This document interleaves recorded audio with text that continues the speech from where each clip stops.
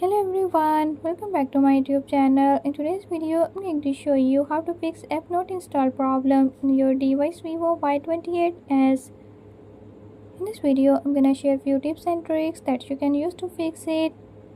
If you found these tips helpful, press the subscribe button and ring the notification bell.